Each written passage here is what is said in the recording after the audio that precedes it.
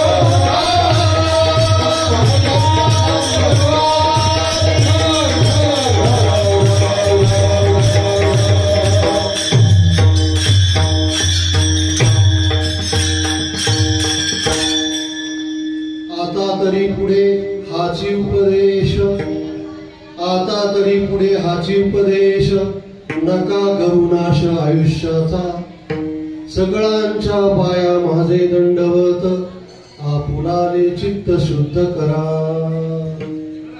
हित ते करावे देवाचे चिंतन हित ते करावे देवाचे चिंतन करुणिया मन एकविध सगळ्यांच्या पाया माझे दंडवत आपुलाले चित्त शुद्ध करा तुका म्हणे लाभ होय तो व्यापार तुका म्हणे लाभ होय तो व्यापार करा काय फार शिकवावे सगळ्यांच्या पाया माझे दंडवत आपुलाले चित्त शुद्ध करा विठ्ठल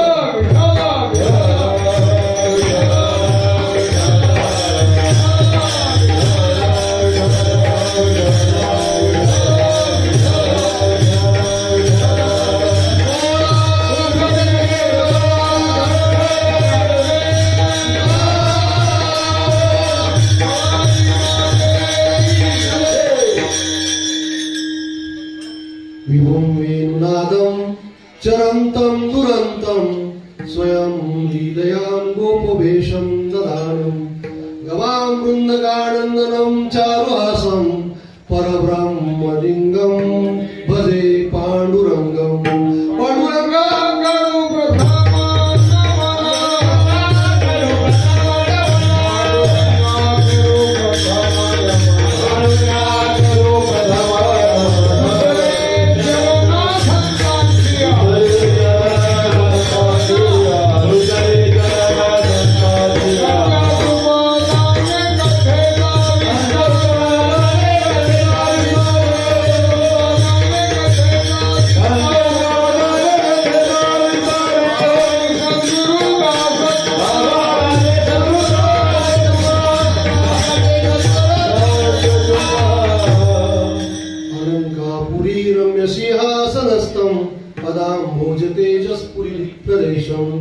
विलिन्द्रादिदेवे सदा स्तूयमानं समाधिस्थमूर्तिं भजे ज्ञानदेवम् ओम नमो ज्ञानेश्वरा करुणाकरा दयाळा तुमचा अनुग्रह लादलो पावन झालो चराचरी मी कला कुसरी काही चढणे बोलतो वचने अतिभाविका एका जनार्दनी तुमचा दास त्याची आस पुरवावी विठ्ठल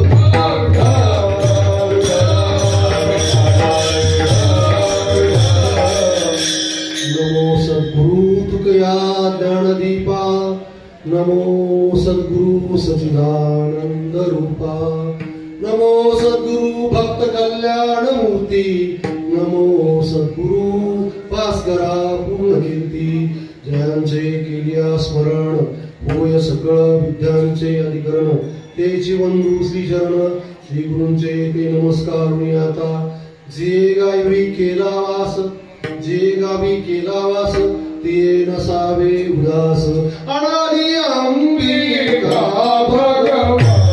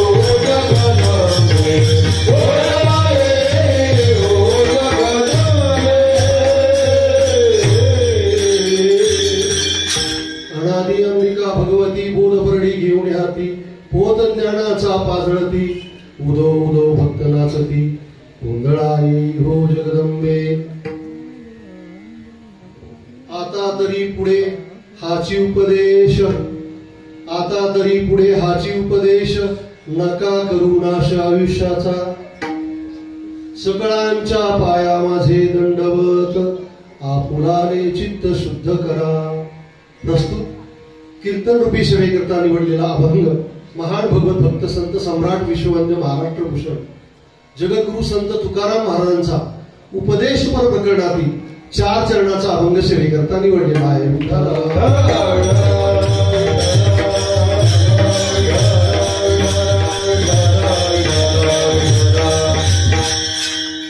श्रोत्यांना एक विनंती आहे, ज्यावेळेला विठ्ठल विठ्ठल भजन होईल तेव्हा सर्वांनी आम्ही गावे तुम्ही काही न म्हणावे, ऐसे तो आम्हा सांगितले नाही. म्हणा राम राम काही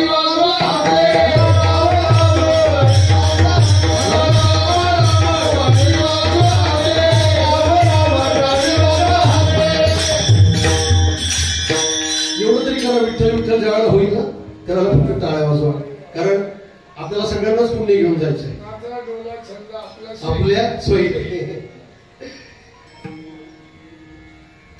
आता तरी पुढे हाची उपदेश, नका करू नाश आयुष्याचा, सगळ्यांच्या पाया माझे दंडवत, आपुलाने चित्त शुद्ध करा. अभंगावर चिंतन करण्यापूर्वी अल्पसा परिहार द्यायचा आहे. सालावात प्रमाणे आपल्या या भांबर्डे गावामध्ये संपन्न होत असलेला अखंड हरिनाम सप्ताह आणि या सप्ताहात हे 32वे वर्ष आहे. आणि या 32व्या वर्षातील 4थ्या क्रमांकाची कीर्तन सेवा सर्व ग्रामस्थांनी माझ्याकडे सुपूर्त केलेली आहे. गेल्या वर्षी पहिल्यांदाच या ठिकाणी आयुष्यात पहिल्यांदाच कीर्तनाला उभा होतो. आता ही दुसरी वेळ आहे. खर तर या 32 वर्षामध्ये ही जी कीर्तनं ऐकली त्या कीर्तनाचा कुठेतरी हा परिपाक असणार आहे. आणि म्हणून भगवत कृपा संतांची आशीर्वाद आणि संपूर्ण ग्रामस्थांच्या सहकार्याने ही सेवा माझ्या वाट्याला आलेली आहे. एक विशेष सद्भाग्य या ठिकाणी आहे. आज नेहमीप्रमाणे दरवर्षीप्रमाणे ही जी मंडळी उपस्थित आहेत महाराष्ट्रातील, तुम्हाला माहित नाही कदाचित, आजच आळंदी संस्थांमध्ये आळंदी क्षेत्रामध्ये संत श्रेष्ठ ज्ञानेश्वर महाराजांचा 750वा जन्मोत्सवाचा काला झाला. गुरुवर्य कुरेकर महाराज यांचं ते कीर्तन होतं, कालाचं कीर्तन. ही सगळी मंडळी त्या ठिकाणी 8 दिवस उपस्थित होती. आपल्या गावचं भाग्य आहे. टाके महाराज सुद्धा 8 दिवस होते, आबा सुद्धा होते, केटकर महाराज होते. वास्तविक लांबून आलेली मंडळीपैकी शंकर महाराज, उईके महाराज लांबून आले होते, त्यांना शक्य झालं नाही. पण ही सगळी मंडळी त्या ठिकाणी उपस्थित होती आणि आज त्या माझ्या कीर्तनाला उपस्थित आहे. मला या प्रसंगी एक दृष्टांत किंवा दाखला द्यायचा. काय असतं, एखादी नवीन नवरी नुकतंच लग्न झालं, आली सासरी आल्यानंतर मोठ्या कौतुकाने ती सासू काय करते, त्या नवरीला स्वयंपाक करायला सांगते. पहिल्यांदाच नवीन नवरी आहे. नवीन नवरी पहिल्यांदा स्वयंपाक करायचं म्हटल्यानंतर माहित का, नववधू प्रिया मी वावरते, लाजते, पुढे सरते, फिरते. पहिल्यांदा सासरी चहा करायचा म्हटलं, चहा द्यायचा म्हटलं तरी हात लटलट कापतात. परंतु त्या सासूबाईने सांगितलं, सुनबाई म्हणे का, आज पहिल्यांदाच तुम्ही स्वयंपाक करायचा आहे आणि स्वयंपाकासाठी लागणारी सगळी सामुग्री, साधन सामुग्री मी तुला देते. काही कमी नाही आपल्याकडे, काही कमी नाही, पण स्वयंपाक करायचा. त्याच्यामध्ये बघ, गव्हाचं पीठ आहे, ज्वारीचं पीठ आहे, बाजरीचं पीठ आहे, गावरान तूप आहे, तेल आहे, भाज्या आहेत, सगळे मसाल्याचे पदार्थ आहेत, पण स्वयंपाक करायचा आहे. आता पहिल्यांदा स्वयंपाक करायचा म्हटल्यानंतर सुबाई गडबडली म्हणजे बापरे, एवढं सगळं उपलब्ध साधन सामुग्री असताना स्वयंपाक करायचा आहे म्हटल्यानंतर मग ती थोडीशी सासूबाईंना म्हणाली, थोडस वाकडं तोंड करू. म्हणे, सासूबाई सांगू का, मला काही स्वयंपाक जमत नाही. हा, स्वयंपाक येत नाही अजून, असं कसं होईल? म्हणे, अहो अजून शिकते, एवढी सगळी साधन सामुग्री असताना तुम्हाला स्वयंपाक जमत नाही? सासूबाई हसली, हरकत नाही, जसं येईल तसं कर म्हणा. तशीच अवस्था माझी. हा, आता एखादा म्हणेल की कीर्तनामध्ये सासू आणि सुनेच्या गप्पा मारायच्या नाहीच मारायच्या, मग तुम्ही कशी काय आता पहिल्यांदा सुरुवातच केली सासू सुनेतनं? मी माझ्या पदरचं सांगितलं नाही. महाराज म्हणाले ना, विठ्ठल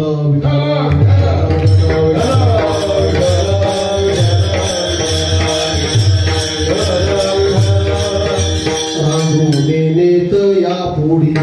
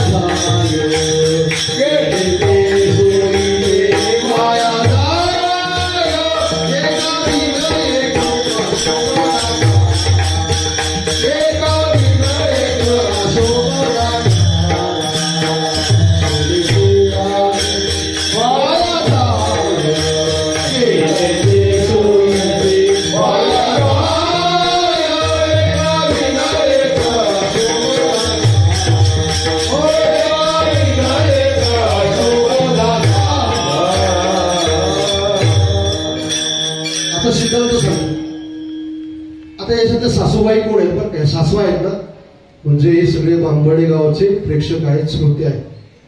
हो सगळे सासू आहेत. आणि सुनबाई तुमच्या समोर उभी आहे आणि तिच्याकडे जी सामुग्री दिली आहे ना उत्तम अशी, हे सगळे अलंकार गोडसे महाराज, केटकर महाराज, उईके महाराज, शंकर महाराज, टाके महाराज, पांचाळ महाराज, या सगळ्या सामुग्रीला घेऊन तुम्ही आता उत्तम 1.5 तास स्वयंपाक करा आणि आम्हाला जीव घाला. जसं त्या वधूची अवस्था झाली, ती म्हणाली हे नाही जमणार इतका उत्तम स्वयंपाक, तशी माझी अवस्था झाली. इथे ती नवरी म्हणजे नवीन नवरी म्हणजे समोर असणारा कीर्तनकार आहे, सासवा म्हणजे सगळ्या तुमच्या पुढे असणाऱ्या श्रुतवर्ग आहे, आणि साधन सामुग्री आज माझ्या समोर आहे, उत्तम आहे. पण मला नाही वाटत उत्तम, कारण का सुगरणी आणि उदारी रसज्ञ आणि जेवणारी फार दुर्मिळ योग आहे. आणखी दृष्टांत दुसरा यायचा म्हटल्यानंतर सांगा काय आहे, एक अलंकार आहे नथ नावाचा, तो कुठे घालतो आपण. मला तुम्हाला असा प्रश्न, आता मी संवाद साधणार आहे तुम्हाला, मी एकटा बोलणारच नाही. एक स्त्रीवर्गाचा अलंकार आहे नथ. नथीमुळे नाक शोभून दिसतं का नाकामुळे नथ शोभून दिसते? आई साहेबांना सगळ्यांना विनंती, नथीमुळे नाक शोभून दिसतं का नाकामुळे नथ शोभून दिसते? कोण सांगेल? एखादं म्हणेल नाकामुळे नथ शोभून दिसत असेल, जर नाकच नसेल तर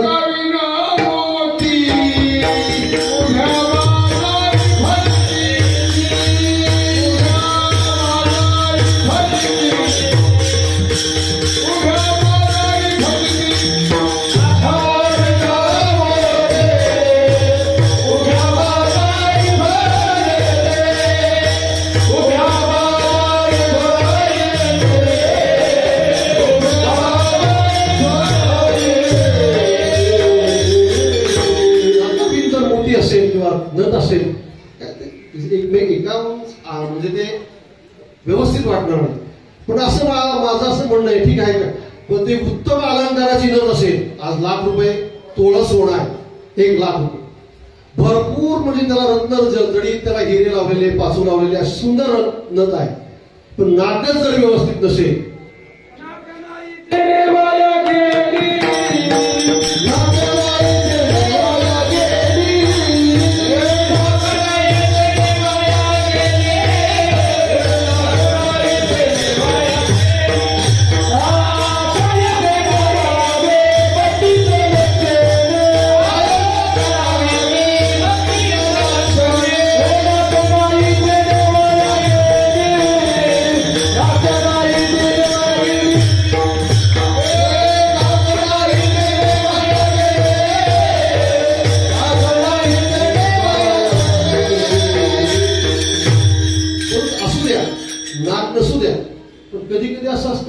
उत्तम नाकाला उत्तम नथ शोभून दिसते, पण लहानपणीच एखाद्याच्या नाकावरती म्हशीने पाय दिला असेल.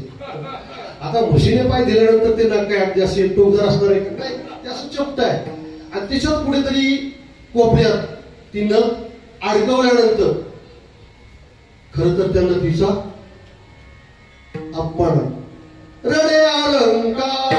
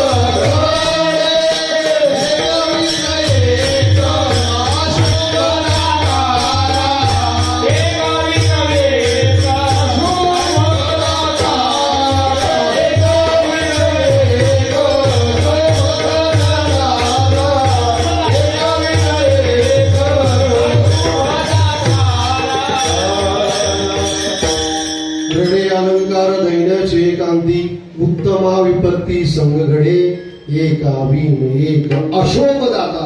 अशोभ म्हणजे शोभणे नाही. सांगायचं तात्पर्य जे अलंकार आहे ना, जे नथ आहे ना, हे सगळे अलंकार आहेत. गायडाचार्य, अदंगाचार्य हे वारकरी संप्रदायाचे सगळे अलंकार. आणि हे अलंकार माझ्यासारख्या कीर्तनकाराच्या नाकात बसल्यानंतर खरं तर त्यांचा मनाचा मोठेपणा आहे. पण रडे अलंकार देण्याची एकांती. कारण का या सगळ्या मंडळींनी साथ करावी तिथे मोठ्या महाराजांना. आणि हे माझं दुसरंच कीर्तन आहे. आणि म्हणून मला असं वाटतं की आज मात्र ते अलंकार रडणार नाही, ते अलंकार हसणार आहे. विठ्ठला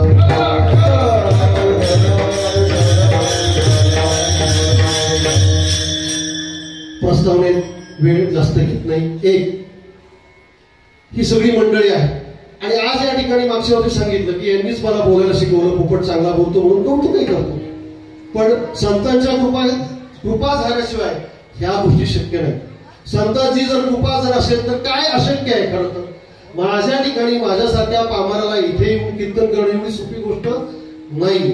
संतांनी कृपा केली, त्यांनी खऱ्या अर्थाने या वाणीला थोडा जरी अलंकार चढवला गेल्यामुळे या ठिकाणी हो कृपया केली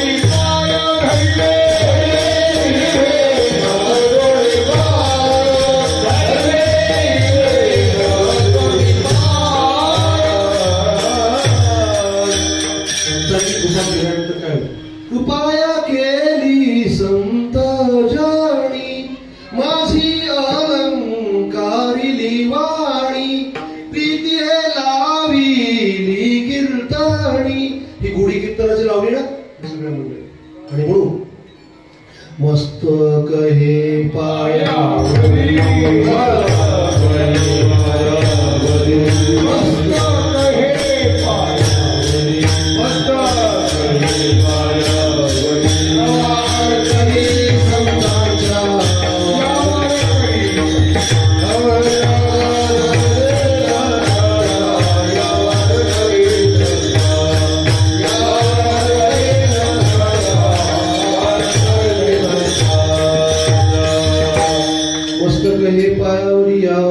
संतांच्या प्रस्तावनेमध्ये अधिक वेळ न घालता आपण आजच्या कीर्तनाच्या चिंतनाला आरंभ करत आहोत. आता तरी पुढे हाची उपदेश, आता तरी पुढे हाची उपदेश, नका करू नाश आयुष्याचा. खर तर इथे उभं राहायचं म्हटल्यानंतर कठीण आहे बरं का. महाराज सगळी कीर्तनकार मंडळी इकडे उजव्या बाजूला उद्याचे कीर्तनकार मुंबईकर महाराज आहेत, पोळगुरुजी आहेत, खेडकर महाराज कीर्तनकार आहेत, सगळीच कीर्तनकार आहेत. यांच्यासमोर मला बोलायचं म्हटल्यानंतर तरी पण धाडस करून मी आपला प्रयत्न करणार आहे. आता तरी पुढे हाची उपदेश नका करू नाश आयुष्याचा. महाराज या अभंगातनं सगळ्या जणांना उपदेश करतात. सगळ्यात महत्वाची गोष्ट उपदेश एकमेकांना करायला आवडतो, तुम्हा आम्हाला करायला आवडतो. उपदेश म्हणण्यापेक्षा मी असं म्हणेल की सल्ला द्यायला फार आवडतो. प्रत्येक जण एकमेकाला सल्ला देत असतो आणि तो एक फुकटचा सल्ला देणारे भरपूर आहे. सल्ला वेगळा आणि उपदेश वेगळा. बरं का, उपदेश आणि सल्ल्यामध्ये फरक आहे. उपदेश वेगळा, सल्ला वेगळा, सूचना वेगळी, आज्ञा वेगळी, मार्गदर्शन वेगळं. तुकाराम महाराज या अभंगामध्ये उपदेश करतात. तसं आपण एकमेकांना इतके सल्ले देतो. साधारणतः एखाद्याला 5 लाख रुपयाची लॉटरी लागू द्या, सकाळपर्यंत सल्ल्याचे एवढे फोन येतात, काय करणार त्या 5 लाखाचं? तुम्ही असं करा, तुम्ही तसं करा, तुम्ही असं करा, आणि फुकटचे सल्ले देणारे भरपूर आहेत. म्हणजे पावलोपावली फुकटचे सल्ले देणारे, पण असं म्हणतात ऐकावे जनाचे आणि करावे मनाचे. सल्ले देणारे भरपूर आहेत. त्याच्यामध्ये पण सल्ल्यामध्ये सुद्धा 2 प्रकार आहेत बरं का महाराज. एक फुकटचा सल्ला आणि एक विकतचा सल्ला. त्या विकतच्या सल्ल्यामध्ये आता गोंडस नाव आले आपल्या याच्यामध्ये, कन्सल्टंट, त्याला काय म्हणतात? सल्लागार. डॉक्टरकडे गेल्यानंतर सुद्धा डॉक्टर औषध देतच नाही, इंजेक्शन देतच नाही, गोळ्या देतच नाही. या झोपा, स्टेथोस्कोप लावतो, काय होतंय? पोट दुखतंय, डोकं दुखतंय, ताप येतोय, बसा. एक कागद काढतो, चिठ्ठी देतो, जा गोळ्या घ्या, 500 रुपये. सध्याची का फीच काही नाही, 5 मिनिटात 500 रुपये. का? सल्ला. विकतचा का फुकटचा? विकतचा. बरं, आता अशी पद्धत आली. पूर्वीच्या काळी असं म्हणतात की 1 तीळ 7 जणांनी खाल्ला होता. पुराणातली कथा आहे 1 तीळ. पण आता एक पेशंट 7 डॉक्टर वापरून खातात. त्याच्यामध्ये डॉक्टर वेगळा, त्याच्यानंतर मेडिकलवाला वेगळा, त्याच्यानंतर पुन्हा काउंटरवाईज वेगळा, तुम्ही पुन्हा एक्सरे वाला वेगळा. 7-10-8 जणांची लिस्ट आहे. एखादा पेशंट दवाखान्यामध्ये गेला की त्याला कापलाच म्हणून सांगतो. आणि हल्ली हे प्रकार खूप वाढलेले आहेत. मला इथे सांगायचं की सल्ला हा काही अजून डॉक्टर्स देत नाही, वकील सुद्धा सल्ला देतात. फुकटचा का विकतचा? बरं, किती दिवसात केस जिंकते? 1-2 ना 1 महिना आयुष्य जातं, त्याला फार मोकळा केला जातो.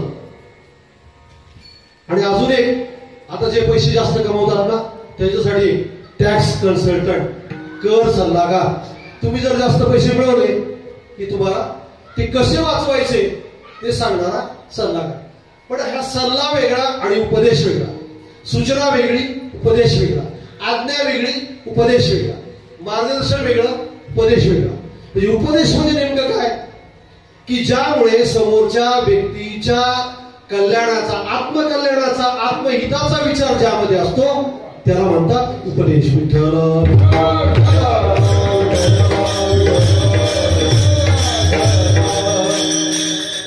असे उपदेश करणारे आपल्याला रस्त्यावर भेटत नाही, कुठेही भेटत नाही. शास्त्रामध्ये उपदेशाचे काही प्रकार आले. म्हणजे आता या ठिकाणी आपल्याला या चिंतनात एक शोधून काढायचे की उपदेश म्हणजे काय, उपदेश कुणी करावा, उपदेशाचे प्रकार किती, उपदेश का करावा, किती करावा, केव्हा करावा, आणि या अभंगामध्ये संत तुकाराम महाराजांनी कोणता उपदेश केला आहे. आता मी तुम्हाला सांगितलं, उपदेश म्हणजे समोरच्या व्यक्तीला अशा पद्धतीने आपण विचार देतो की ज्यामुळे त्याचा आत्मकल्याण, आत्महित साधेल. मग शास्त्रामध्ये उपदेशाचे काही प्रकार आले, तुम्हाला अनेक वेळा अनेक कीर्तनांत ऐकलेले असेल. पहिला प्रकार आहे तो प्रभू संमित उपदेश, प्रभू संमित उपदेश. दुसरा प्रकार आहे तो सुहृद समित उपदेश. तिसरा प्रकार आहे भार्या संमित उपदेश. हे 3 उपदेश बाजूला ठेवूया. पण मला एक 4था प्रकार आढळला. मी म्हटलं की आता या पुराणामध्ये किंवा शास्त्रामध्ये हे 3 प्रकार जरी आतापर्यंत अनेकांच्या ऐकिवात होते, अनेकांनी कीर्तनात श्रवणही केला असतील, पण 4थाही एक प्रकार आहे ज्याच्याकडे आपण लक्ष देत नाही. कारण गुरुदेव दत्ताच्या बाबतीमध्ये जर आपण विचार केला तर गुरुदेव दत्तांनी या जगातल्या प्रत्येक काही गोष्टींना देव मानलं. जो जो जयाचा घेतला गुण तो तो गुरु केला असे जाण, गुरुशी आले अपारपण जग संपूर्ण गुरु दिशे. मला असं वाटतं की जगामध्ये सुद्धा आपल्याला काहीतरी घेण्यासारखा आहे, उपदेश घेण्यासारखा आहे. आपल्याला त्याच्याबद्दल काही माहित नाही किंवा आपण जगामधला उपदेश घेऊ शकत नाही, कारण आपल्याला इतका अहंकार असतो ना, मला काय देणं घेणं जगाचं. खरं तर हे विश्व देव आहे, जग हे देव आहे. या जगामध्ये एवढा मोठा उपदेश आहे की प्रत्येक चराचरामध्ये प्रत्येक गोष्ट खरी आपला उपदेश आहे. साधा भिकारी जरी आला ना, भिकारी आपल्या दारात 1-2 पैसा द्या धर्माला, आशीर्वाद लागेल तुमच्या मुलाने कराला. 1-2 पैसा द्या धर्माला. तो येतो पण जाता जाता उपदेश घेऊन येतो. काय म्हणतो तो? बोधयंती बोधयंती न याचयन्ते भिक्षाद्वारे गृहे गृहे. बोधयंती न याचयन्ते भिक्षाद्वारे गृहे गृहे गृहे गृहे. दीयताम दीयताम नित्य अदातु फलम ईदृश्यम. अर्थ असा आहे, भिकारी म्हणतो अरे मी भीक मागायला आलो नाही, इथे मी मागतोय ना प्रत्येक घराघरामध्ये जाऊन 1-2 पैसे द्या, हे सांगायला आलो नाही. तुम्ही एक काम करा, जो जो दारामध्ये तुमच्या याचक येईल त्याला दान देण्याचा तुम्ही प्रयत्न करा. मी आज तुमच्या समोर उभा आहे ना, त्याचं कारण मागच्या जन्मी मी अजिबात दान केलं, अजिबात दान केलं नाही, म्हणून आज मला भीक मागायची वेळ आलेली आहे. मला असं वाटतं त्या भिक्षेकराकडून सुद्धा हा उपदेश आपल्याला. तो म्हणतो देते देते, तुम्ही देत राहा. आपण एक असं म्हणतो ना, देणाऱ्याने देत जावे, घेणाऱ्याने नाही. ज्ञानेन सदृश्यम पवित्रमेय विद्यते. जसं ज्ञानासारखं पवित्र हे गोष्ट नाही, तशी दानासारखी पवित्र गोष्ट नाही. हस्तस्य भूषणम दान सत्यम कंठस्य भूषणम. हस्तो पवित्रो यदि दान पुण्यम, पादो पवित्रो यदि तीर्थयात्रा, कंठ पवित्रो यदि नाम घोषो, हृदय पवित्रो यदि तीर्थयात्रा. हा दान पवित्र होता. म्हणून आपल्या भांबाडेकरांना विनंती आहे, आजचा खरा उपदेश आहे ना तुकाराम महाराजांचा, नका करू नाश आयुष्याचा. आयुष्यात जर काहीच जर दान केलं नाही, दान धर्म केला नाही, देव धर्म सांदी पडिले सकळ, विषयी गोंधळ गाजत असे. जन्मापासून आला मरेपर्यंत जर आपल्याकडनं कुठल्याही प्रकारचं दान घडलं नाही, काय त्याला अर्थ आहे का? म्हणजे या जगातला एखादा भिकारी सुद्धा आपल्याला उपदेश देतो.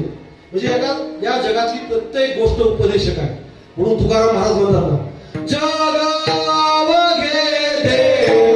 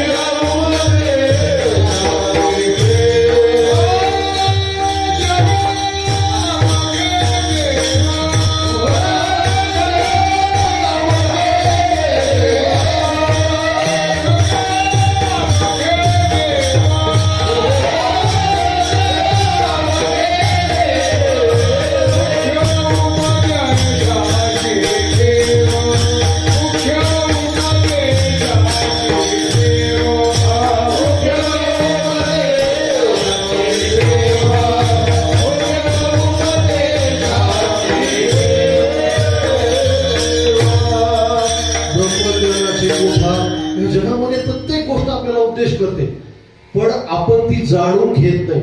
त्याला कारण का? तुकाराम महाराजांचं पुढचं चरण फार महत्वाचं. आधी आपण या नाशी, आधी आपण या नाशी तरी उतरे कशी. आणि जोपर्यंत आपल्याला अहंकार मीपणा जात नाही, तोपर्यंत जगातला हा उपदेश तुम्हाला कळणार नाही. हे जगत मुख्यतः उपदेशाची ठेव आहे. या जगातली प्रत्येक गोष्ट, झाड असेल, सूर्य असेल, चंद्र असेल, नदी असेल, गाय असेल, सज्जन असेल, संत असेल, हे सगळे जण आपल्याला उपदेश करतात, सांगतात, पण आपण त्याकडे लक्ष देत नाही. आपल्याला असं वाटतं अरे यांच्याकडे काय उद्देश, मी मोठा झाड आहे, त्यातला मीपणा. म्हणून आधी आपण अशी तरी उतरे कशी. त्या कशीमध्ये उतरायचं असेल तर स्वतःला अहंकार हा कमी जर झाला तर हा उपदेश आपल्याला कळेल. हा वेगळा प्रकार चिंतनातला. मी ज्यावेळेला वाचन केलं भारत त्याला असं वाटलं की या 3 प्रकारापैकी हा सुद्धा जग सुद्धा उपदेश ठेवाय हा 4थ्या प्रकारामध्ये म्हणू शकतो. आता उरलेले 3 प्रकार आपण पाहू. प्रभू संमित उपदेश. त्याच्यामध्ये प्रभू संमित म्हणजे प्रभुत्व, मालकी, स्वामित्व. ज्याला खऱ्या अर्थानं ज्ञान आहे, मोठा आहे, म्हणजे ज्ञानाने मोठा आहे, अनुभवाने मोठा आहे, त्याला आपण असं म्हणतो ना प्रभुत्व त्याच्याकडे आहे, गाजवणार. प्रभू संमित उपदेश. त्याच्यामध्ये सुद्धा 4-5 प्रकार पडतात. त्या प्रभू संमित उपदेशामध्ये हा उपदेश कोण करतं, कोणाला करतं? हा उपदेश देव भक्ताला करतो. 1. हा उपदेश संत जनाला करतात. 2. हा उपदेश गुरु शिष्याला करतात. 3. हा उपदेश आई वडील मुलाला करतात. 4. हा उपदेश शिक्षक विद्यार्थ्याला करतात.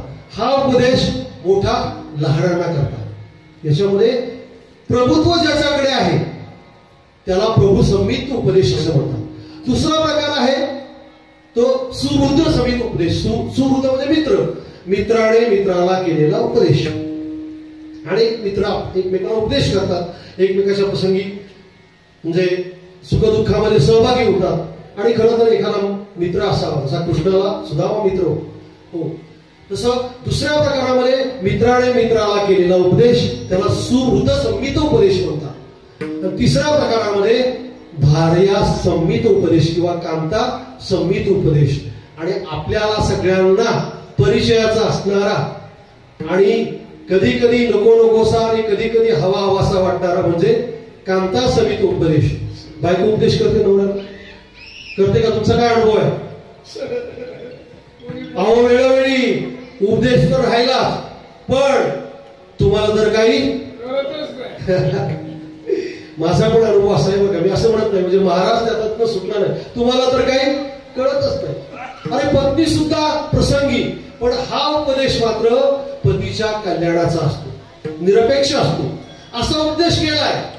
पुराणामध्ये एक कथा आलेली, संत तुलसीदासाची कथा आहे. संत तुलसीदास लग्न झाल्यानंतर खऱ्या अर्थानं पत्नीशिवाय त्यांना अजिबात करमतच नव्हतं. लग्न झाल्यानंतर पत्नीशिवाय करमतच नव्हतं. एवढा त्या पत्नीच्या आहारी गेला होता. आणि पहिल्यांदाच बायको माहेरी गेल्यानंतर त्या पत्नीचा विरह याला अजिबात सहन झाला नाही. अजिबात सहन. काय करावं? पावसाळ्याचे दिवस, पत्नी माहेरला गेल्यानंतर जो पाऊस पडलेला, मध्ये नदी आडविली, त्याला पूर आलेला. नदी एवढी आडवी आली असून त्या पुरामध्ये उडी टाकून गडी पोहत पोहत पलीकडे गेला. पलीकडे गेल्यानंतर त्या तुलसीदासांच्या पत्नीचं म्हणजे सासर, तुलसीदासांचं सासर असं वर माडीवर, एवढं कमरे एवढं पाणी, वर कसं जायचं म्हणून एक दोरी लटकलेली त्याला दिसली. त्या दोरीला वर चढून तो वरती गेला. आत पत्नी होती. तेवढी अहो यशोवाड एवढ्या रात्रीचं, एवढ्या अंधाऱ्या भयानक काळोखामध्ये एवढा पाऊस धोधो पडत असताना नदी ओलांडून तुम्ही आला, एवढी आसक्ती तुम्हाला पत्नीबद्दल, आणि तुम्ही कशाला धरून आलाय? तुम्ही बघा तो दोर नव्हता, तो साप. म्हणजे आपल्या पत्नीचा म्हणजे आसक्ती एवढी होती की त्याला काही म्हणजे सुचतच नव्हतं. मग पत्नीने त्याला असा उपदेश केला, अहो यजमान, अशा पद्धतीने तुम्ही जर देवाच्या शोधात जर गेला असता तर देव तुम्हाला मिळाले नसते का? हा पत्नीचा उपदेश एकदाच तुलसीदासाने ऐकला आणि ते संत तुलसीदास म्हणले, विठ्ठल.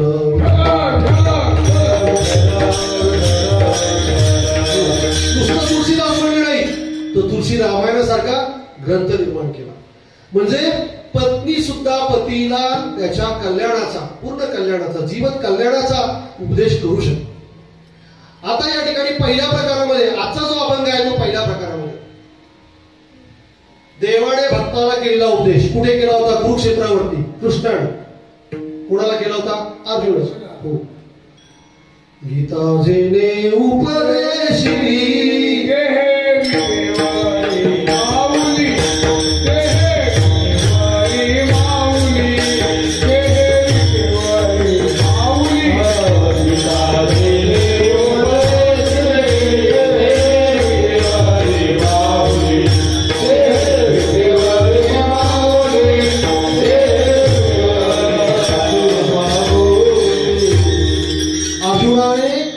कृष्णाने अर्जुनाला उपदेश केला कुरुक्षेत्रावर.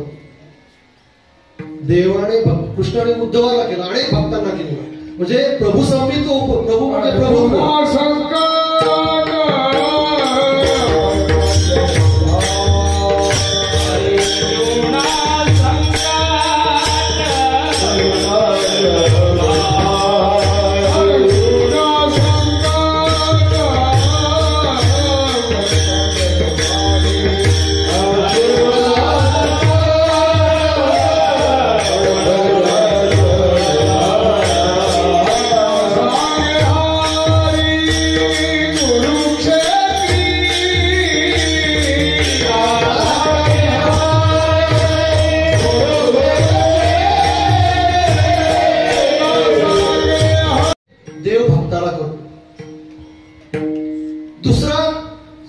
सामान्य जणांना करणारा म्हणजे हा अभंग जगद्गुरु तुकाराम महाराजांचा आहे.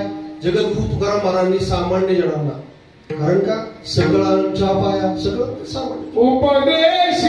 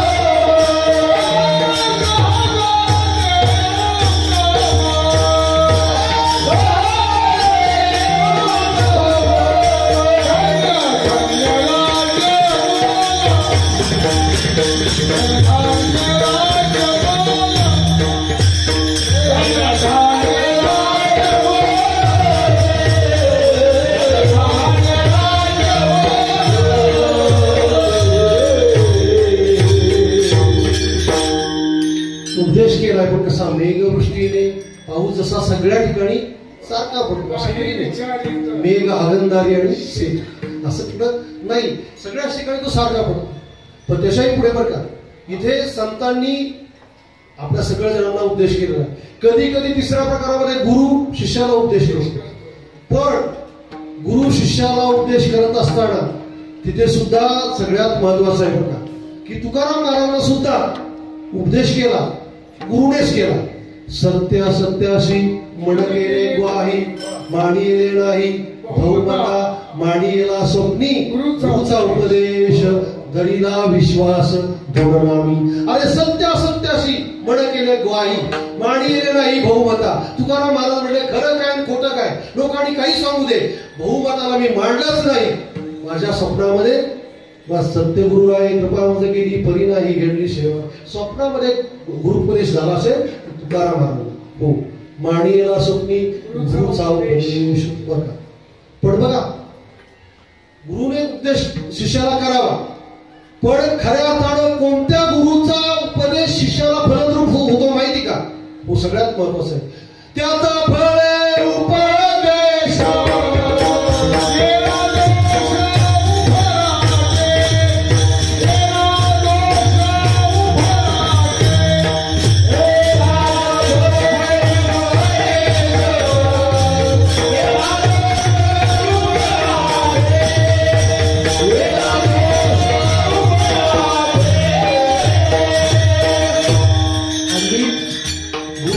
शिष्यांची अशी चंगळ झाली आपल्या समोर.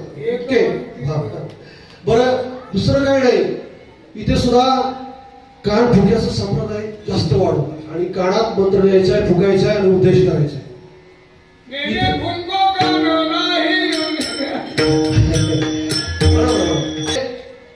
पण कोणत्या इथे सांगितलं अनेक दोष उपराणे, शिष्याची जो नेगे सेवा माणी देवासारखी त्याचा फळे उपदेश. जो शिष्याची सेवा घेत नाही आणि शिष्याला देवासारखं मानतो.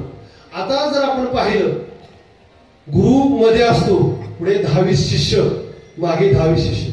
परवा बाळासाहेब शेवाळे महाराजांनी सांगितलं अगदी विठ्ठलभाऊ घुले किंवा जयराम भाऊ भोसले चालले रस्त्यामध्ये आळंदीला, कोणाची ताकद नव्हती पुढे अजिबात. जयराम बाबा असे चालले ना, सगळे आळंदीतले विद्यार्थी अगदी गल्ली गल्लीत पळून जायचे. आणि आता मात्र एखादे महाराज चालले ना, वाज वाज वाज, महाराजांच्या पुढे 5-25 शिष्य, मागे 5-25 शिष्य. तुकाराम महाराजांनी 300 वर्षापूर्वी लिहून ठेवलंय, माणी देवासारखे त्याचा प्रेम उपदेश. म्हणजे गुरुने या ठिकाणी शिष्याला उपदेश केला. तिसरा प्रकार. चौथा, आई वडील मुलाला उपदेश करतात लहानपणी. बाबा बाळा रे, चांगलं वाग, असं करू नको, तसं करू नको, हे करू नको, ते करू नको.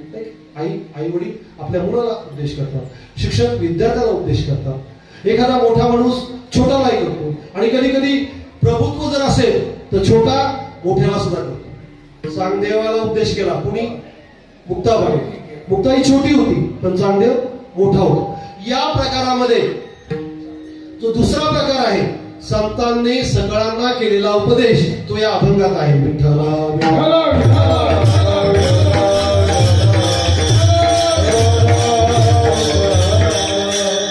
शास्त्र असं सांगतं की इथे तुकाराम महाराज सगळ्यांना उपदेश करतात, पण शास्त्र सांगतं काही लोकांना उपदेश करू नये, अजिबात करू नये. उपदेशाच्या नादी लागू नये, त्याला सांगायला जाऊच नाही. त्याला जर सांगायला गेला तर तुम्हाला टांगायला त्यांनी नेलच पाहिजे. त्याच्यामध्ये पहिला प्रकार, मूर्खाला कधीच उपदेश करू नये. अजिबात मूर्ख जो आहे ना, कधीच उपदेश करू नये. त्याला जर उपदेश करायला गेला तर उपदेश तर बाजूलाच राहील, तर त्याचा राग इतका शतपटीने वाढतो ना, 1000 पटीने वाढतो. मी सांगत नाही, शास्त्रकार सांगतात.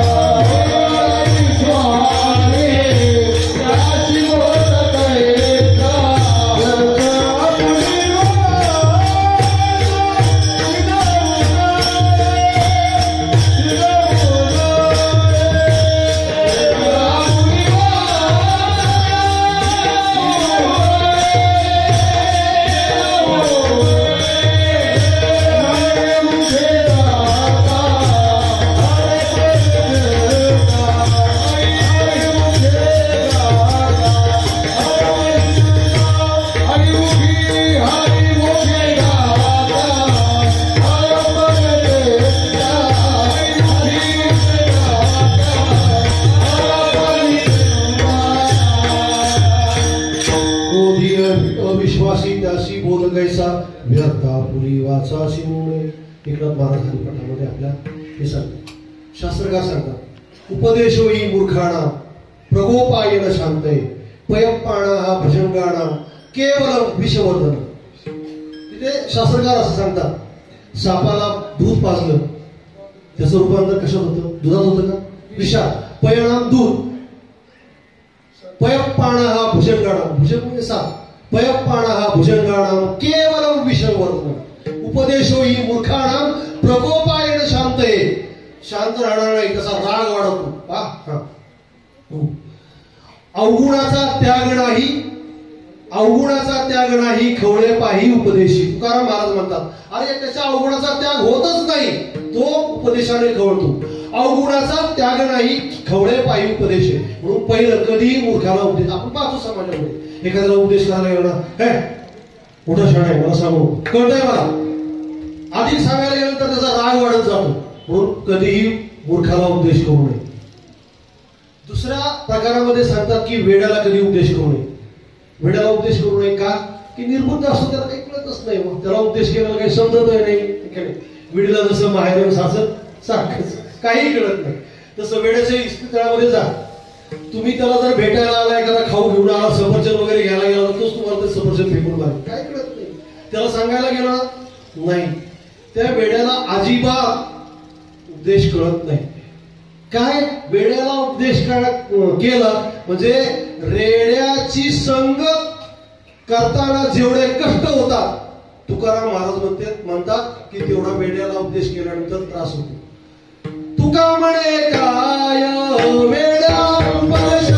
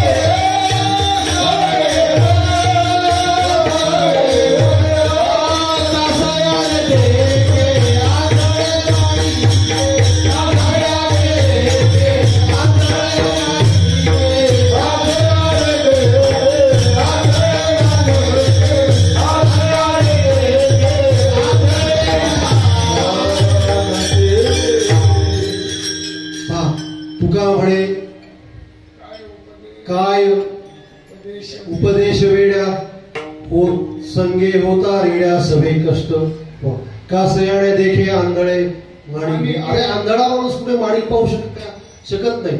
इथे रेड्याचा उल्लेख केलेला आहे. किती निर्बुद्ध प्राणी आहे तुम्हाला माहिती. रेड्याला दुसरं नाव आहे आपल्या ग्रामीण भाषेमध्ये. काय म्हणतो आपण त्याला? टोणगा. काय आहे इथे माझ्या समवयस्क बरेच मंडळी या प्राथमिक शाळेमध्ये आम्ही ज्यावेळेस शाळेत होतो. काका इथे आहे. अनेक मंडळी त्या काळात 69 ते 72 75चा काळ. खम्मा गायकवाड नावाचे गुरुजी होते. माहित असेल काही लोक. खंडू मारुती गायकवाड आणि बाजीराव विठ्ठल शिकले. ते गायकवाड गुरुजींच्या गणिताचा तासाला आम्हाला दुपार 3 नंतर काय सांगायचं की आमचं काय काय अवस्था व्हायची काकांना माहिती. ते असे 2 शब्द माठ्या आणि टोणगा. आणि गणित चुकलं तर एवढे ठणकवायचे घड्याळाचा पट्टा सुटेपर्यंत हाणायचे. बरं एवढं मागायचे. पुढे आमचे आई वडील आल्यानंतर म्हणजे अजून काय ठोकला भरपूर ठोका. पूर्वीच्या काळचे पालक बरं का. आताच नाही. तुम्हाला सांगतो 1972च्या काळामध्ये मला वाटतं 69 ते 80च्या काळामध्ये आम्ही पंचायत काका होते आले. पण काय दिसत असायची आमची चौकात. गुरुजी आले म्हटलं की आम्ही या आळीतनं त्या आळीला कुठे गायब व्हायचे. 2च शिक्षक होते त्या काळात. चिखले गुरुजी आणि गायकवाड गुरुजी. त्यावेळेला त्या गायकवाड गुरुजी हे 2 शब्द वापरायचे माठ्या आणि टोणग्या. का निर्बुद्धासारखं आम्हाला गणितच सुटत नव्हतं. इथे खरं तर मला माझ्या मित्राचा उल्लेख करावा वाटतो. नाना देशमुख आलेत का. पहिला क्रमांक होता 6वी पर्यंत या माणसाचा बरं का. इतका हुशार विद्यार्थी होता. इथे 70च्या काळामध्ये दरवर्षी नाना इतकं भरपूर सहकार्य करतो. आज असेल तर ऐकत असेल. नानाचं गणित एका सेकंदात तयार व्हायचं, एका मिनिटामध्ये. आणि गुरुजी त्यांना सांगायचे नाना ह्या पोरांची गणित तपास. आणि मग आम्हाला रट्टे बसवायचे.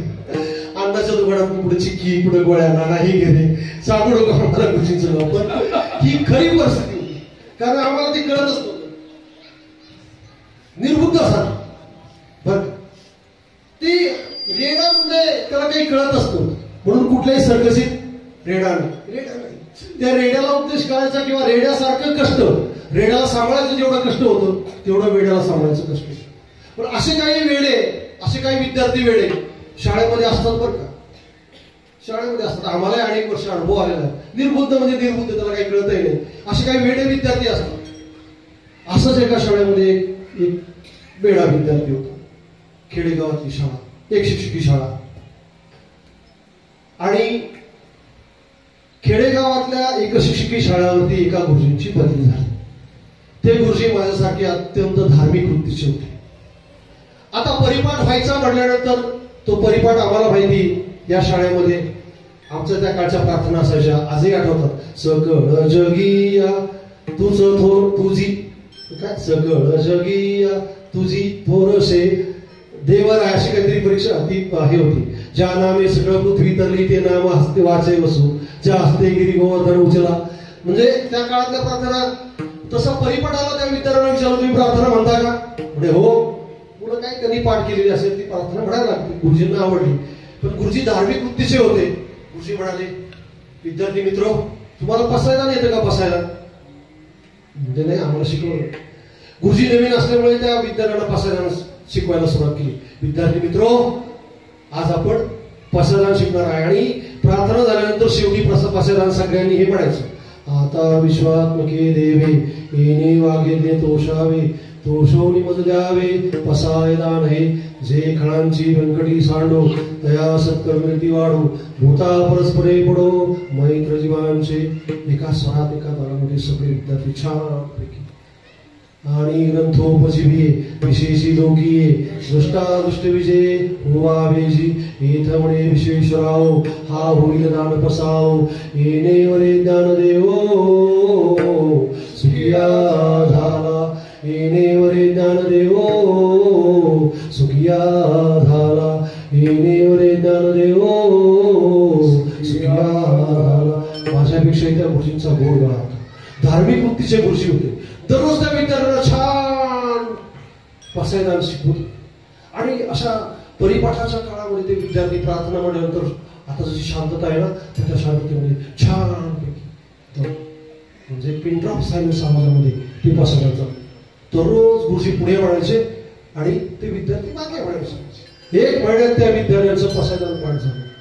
येणेवरे ज्ञानदेव सुखिया झाला, येणेवरे ज्ञानदेव सुखिया झाला, येणेवरे ज्ञानदेव सुखिया झाला. तथास्तु तथास्तु तथास्तु. ती मुले पाठीमागे प्रसाद चालू असताना 10-15 दिवसानंतर गुरुजींच्या लक्षात आलं की 5-25 मुलांपैकी मागच्या लाईनीतली 4-5 मुलं ज्यावेळेला प्रसाद संपतं तर मोठ्या मोठ्याने किती असायचे. गुरुजींच्या काही लक्षात आलं ही मुलं प्रसादाला का असतात. गुरुजींनी 4-5 त्या मुलांना बोलवलं, म्हणजे तुम्ही का असता. ही पसायला नाही, विश्वात्मक देवाजवळ माऊलींनी मागितलेले पसायला नाही. त्या पसायलाचा एक दिवस तुम्हाला अर्थही सांगणार आहे, पण तुम्ही हसता काय. ते विद्यार्थी ते गुरुजींना घाबरायला लागले. ते म्हणे आम्ही सांगू शकत. गुरुजी मी प्रयत्न केला, मग ही मुलं का हसतात, माझं काही चुकतं का नेमकी मुलं हसतात.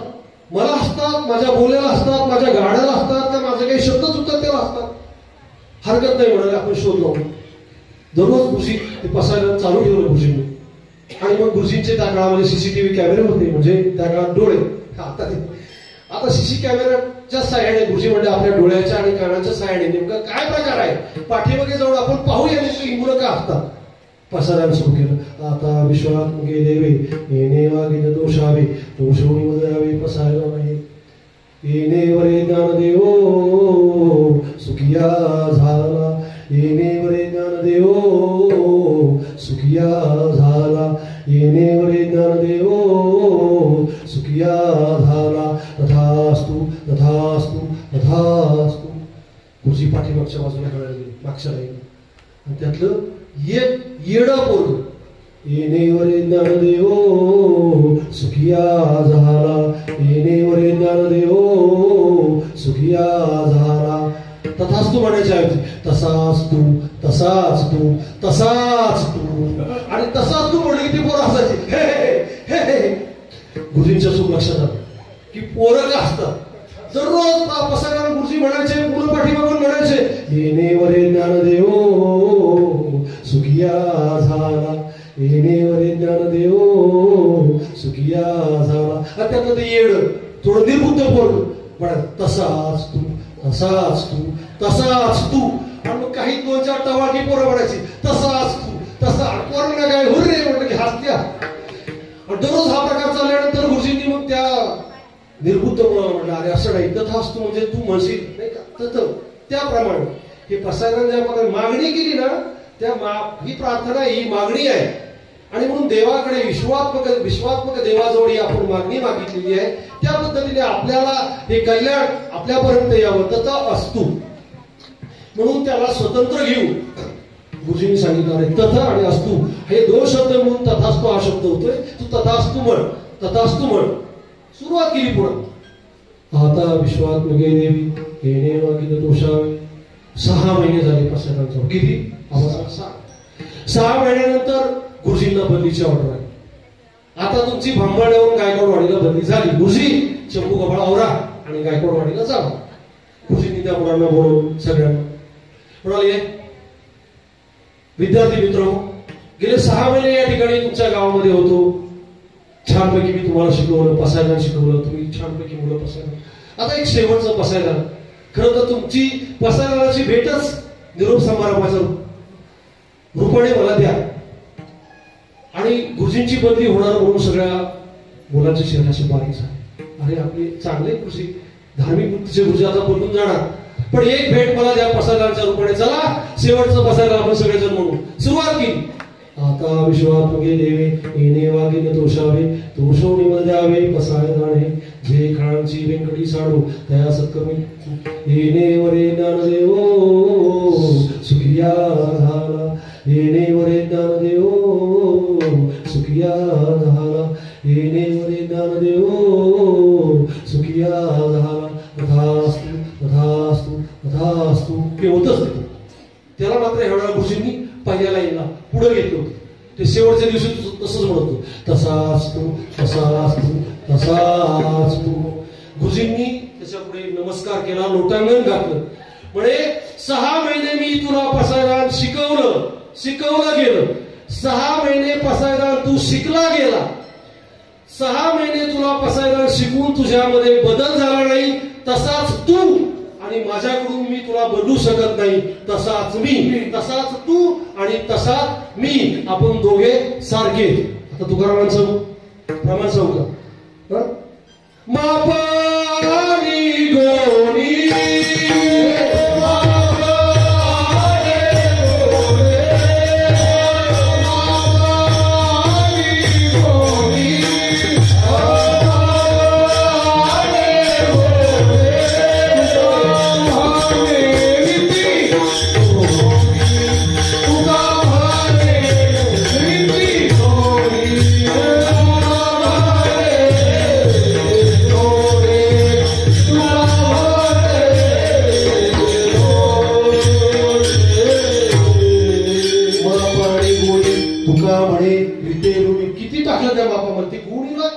भगदाड पडलेलं किती. तसं निर्बुद्ध माणसाला किंवा वेड्याला उपदेश केल्यानंतर वेड्याला उपदेश करू नये. तिसरा प्रकार सांगितला की जो हेकड माणूस आहे त्याला उपदेश करू नये. कारण ते हेकड, ते आपण म्हणतो काय ते हेकडाच्या नादी हेकड आहे काय. हेकड माणसाला उपदेश करू नये. अवगुणी माणसाला उपदेश करू नये. अवगुणी वाटले चित्त तया हित आतळेना, एवढी मोठी यादी अभाविक आहे. आणि शेवटी खळ दुर्जनास उपयोग. खळाला अजिबात उपदेश करण्याच्या भानगडीत पडू. खळ म्हणजे खळच आहे. तू काय खळ करील. तुका म्हणे खळा उपदेशाचा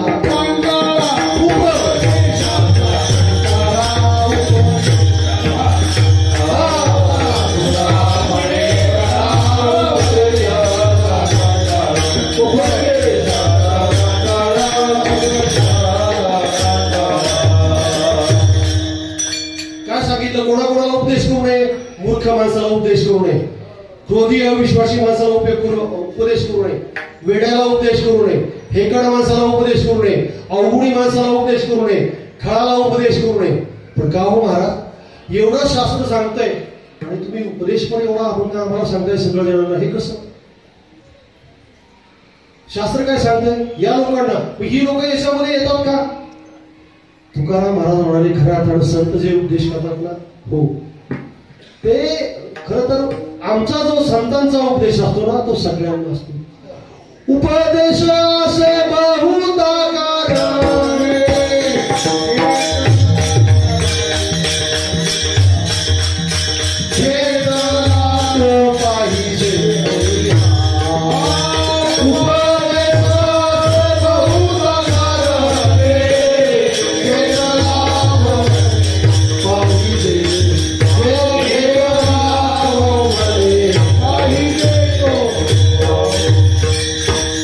उपदेशासे बहुता कारणे घेतला तो म्हणे पाहिजे. हा अरे म्हणाले तो घेतला पाहिजे. करावा उपदेश परी गुरुने न करावा शिष्य. हा उपदेश सगळ्यांसाठी आहे. म्हणून या अभंगामध्ये संत तुकाराम सगळ्या लोकांना उपदेश करतात. सगळ्या लोकांना उपदेश करतात. आता तरी पुढे, आता तरी पुढे हाची उपदेश.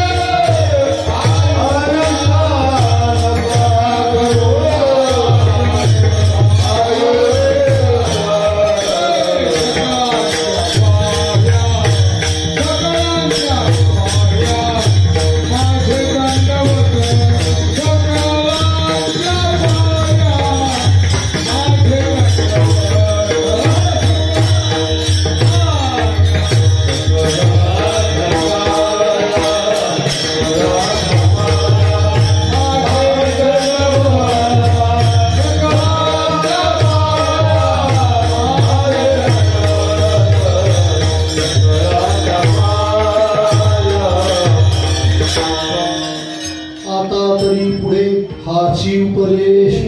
अभंगाची सुरुवात आता तरी.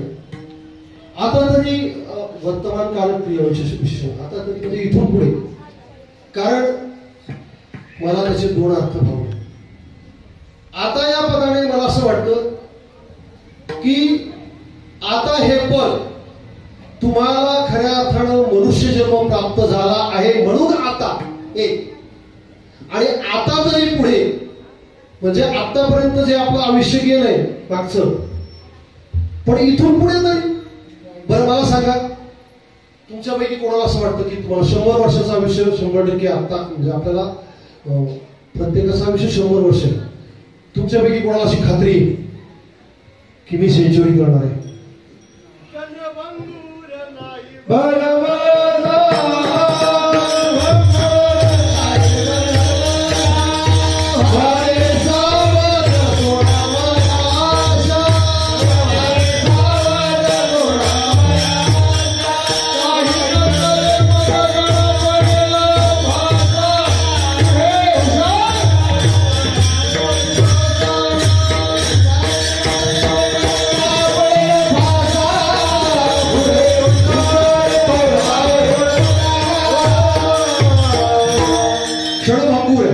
सांगता येत नाही. आपला मृत्यू कुठे कसा होईल हे सांगता येत नाही. आत्ताच सकाळी माझ्या मित्राचा फोन आला. आम्ही सकाळी एका टपरीवर भेटलो होतो. सकाळी टपरीवर भेटलो. एक चहा मागवला, अर्धा कप त्याने अर्धा घेतला, मी अर्धा चहा टपरीवर पिलो आणि त्याचा आत्ता फोन आला, हॅलो, आणि मी गेलो. स्वर्गात आला. बरं मला सांगायचं की आता परवा खऱ्या अर्थानं एक दुर्दैवी घटना आपल्या भारतामध्ये पहलगामला घडली. असं वाटलं होतं का काश्मीरच्या स्वर्गामध्ये, भारताच्या नंदनवनामध्ये आनंदोत्सव साजरा करणारे गेलेले पर्यटक क्षणामध्ये होत्याचं नव्हतं झालं. कोणाला सांगता येणार नाही. क्षणामध्ये क्या जीवन की प्रक्रिया असते. हातातला घास सुद्धा हातामध्ये नाही सांगते. पहा, पण या आयुष्याचं सार्थक कसं करायचंय? कारण आपल्याला वेळोवेळी संत आपल्याला सांगतात, जसं एखाद्या आता रोड रिवायडिंग चालू असल्यानंतर तुमचं घर रस्त्यातनं आता जाणार आहे, अतिक्रमण झालेलं आहे, कोर्टातर्फे किंवा त्या सार्वजनिक बांधकामामार्फत पहिली नोटीस दिली जाते, हो तुम्ही ते बाजूला हटवा बरं का, नाहीतर आमचं जेसीबी येऊन तुम्हाला त्या ठिकाणी कधी तुमचं जास्त नुकसान झालं तर आम्ही बोलू देणार नाही. ते घर मालक दुर्लक्ष करतो. पहिली नोटीस आहे ना, काय बघू आता असं किती काय नोटीस आम्ही लावल्यात माघारी, हे काय असं फार हुशार असतात मंडळी. नोटीस घ्यायची, कचऱ्यात टाकून. तशी प्रत्येकाला देव सुद्धा नोटीस पाठवतो बरं का. प्रत्येकाला पहिली नोटीस पाठवतो. कोणती?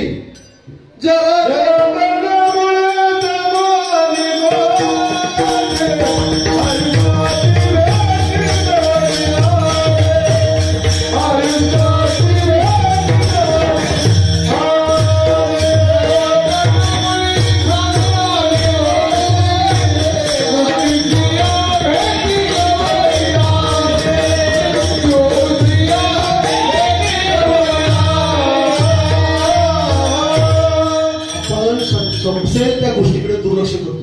तुकाराम महाराज म्हणतात की देव आपल्याला पहिल्यांदा नोटीस पाठवतो. कोणता नोटीस? महाराज म्हणाले, जरा कर्णमुळी सांगू आली गोती, मृत्यूचे भेटी जवळ आली. जरा कानाच्या जवळचा केस, एक केस पिकला की समजायचं पहिली नोटीस आली. आम्ही त्याच्यावरही मात केली.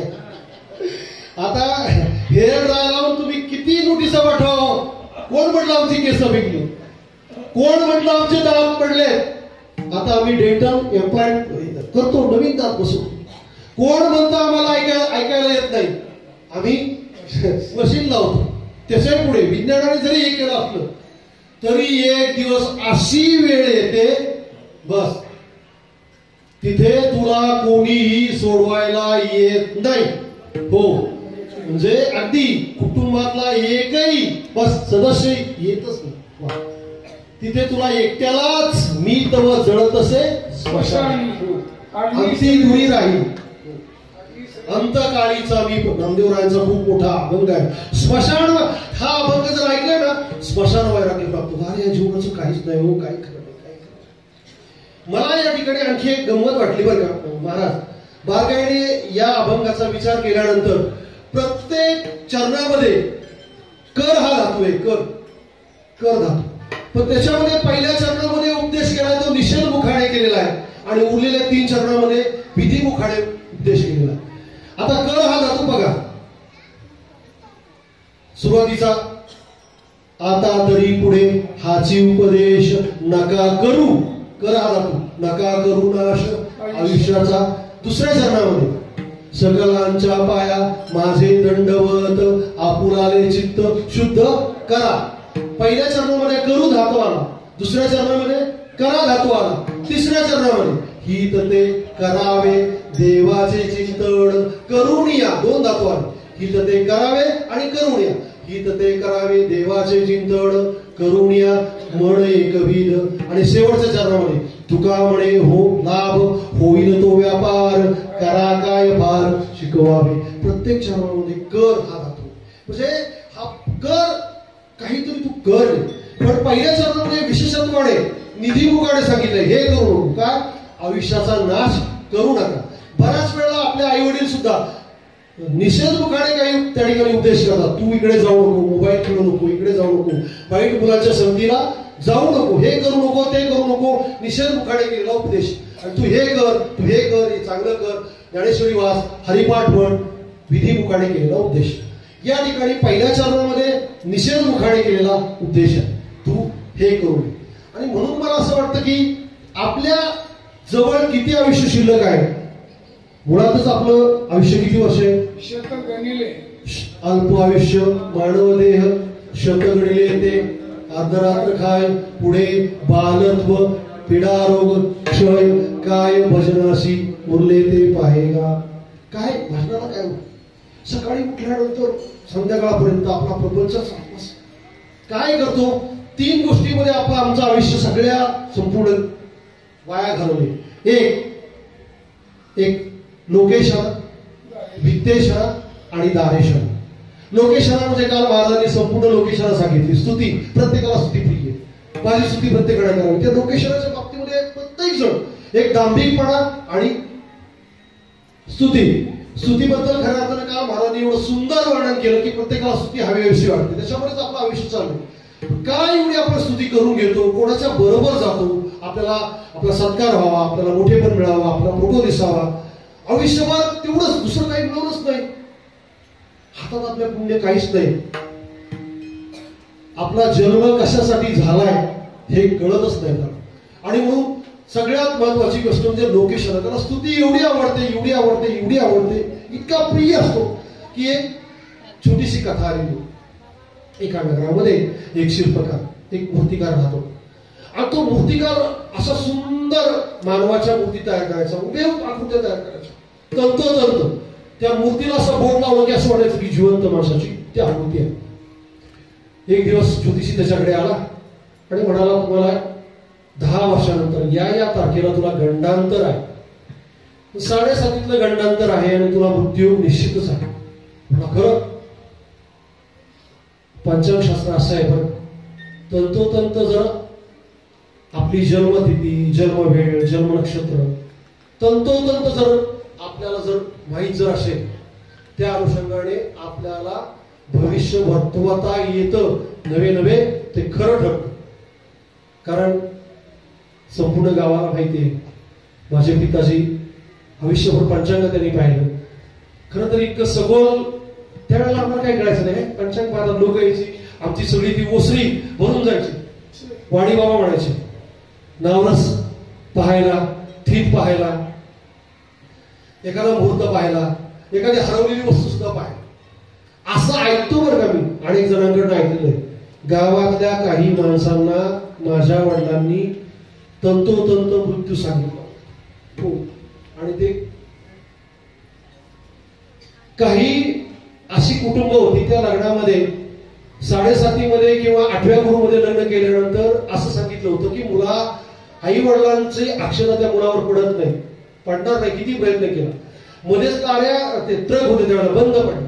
पण त्या काळामध्ये ती लोक होती, त्यांचा तंतोतंत एवढा अभ्यास होता. आता आपलं काय अभ्यास नसला, कुठं खायचं कुठं पडायचं आणि त्याच्यामुळे ते ज्ञान प्राप्त होत नाही. तसा हा ज्योतिषी भविष्यकार आला आणि म्हणाला तुला गंडांतर आहे, 10 वर्षानंतर तुझा मृत्यू. तो शिल्पकार म्हणाला त्याला काहीतरी आयडिया करायला पाहिजे. यमाच्या हातातनं सुटण्यासाठी त्याने काय केलं, असा पुतळा बनवला त्या इतर पुतळ्यांसारखा, सेम टू सेम त्याच्यासारखेच 10-12 पुतळे बनवले सारखेच. आणि ज्या दिवशी त्याचा मृत्यू होता त्या दिवशी असे 10 पुतळे तयार करून मध्ये त्याने जागा केली आणि त्या इकडे 5 इकडे 5 आणि मध्ये तो उभा राहिला. आणि जर पाहायला गेलं तर सगळे पुतळे सारखेच. त्याच्यातला नेमका हा माणूस जिवंत कोण ओळखूच येत नव्हता. यमदूत आले त्याला घ्यायला. त्यांनी पाहिलं हा अमुक शिल्पकाराला आज घेऊन जायचे. पाहायला गेलं तर ते सगळे एक सारखे. इकडून पाहिलं तिकडून पाहिलं 5-10 मिनिटं त्या यमदूताने फेऱ्या घातल्या. नेमका आपल्याला ज्याला न्यायचंय तो नेमका कोण आहे, तंतोतंत आहे, काय करावं. ते यमदूत परत माघारी गेले. यमराज म्हणे का परत आला. म्हणे यमराज ज्याला तुम्ही आम्हाला आणायला सांगितलंय ना ती व्यक्तीच आम्हाला कळत नाही. त्याच्यासारखे 10-11 जण त्या ठिकाणी आहे, असं कसं होईल. म्हणजे तुम्ही जा. स्वतः यमराज त्या ठिकाणी गेले.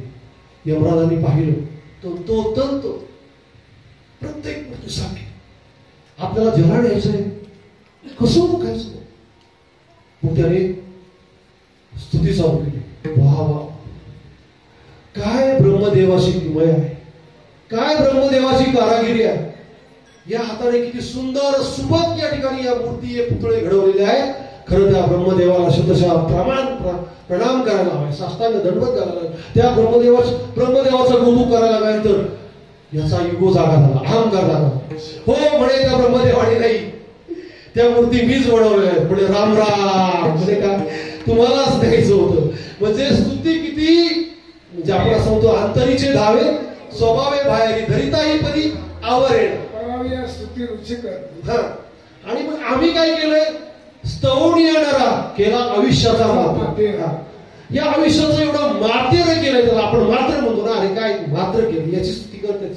लोकेशन धनेश्वर, प्रत्येक जण धनेचा पाठीमागे पैसा पैसा पैसा पैसा पैसा मिळाल्यानंतर परवाचं एक उदाहरण तुमच्या समोर आहे. सगळ्यांनी वर्तमानपत्रात वाचलेलं आहे, टीव्हीला बातमी पाहिलेली आहे. सोलापूरचे सुप्रसिद्ध डॉक्टर वळसंकर मेंदू तज्ञ होता. एवढा श्रीमंत होता, घरी चार्टर्ड प्लॅन होता, विमान स्वतःच, प्रचंड पैसा, एवढी संपत्ती होती, एवढं ऐश्वर्य होतं. शेवटी त्याला आत्महत्या करायची. का पैसा कमवला साठवणी मरे धड. कशासाठी साठवतो, साठवणी मरे धड, साठवणी मरे धड, लावी पोराची भांडण, लावी पोराची भांडण, हे नाही नारायण तुका मरेश्वरा, नाही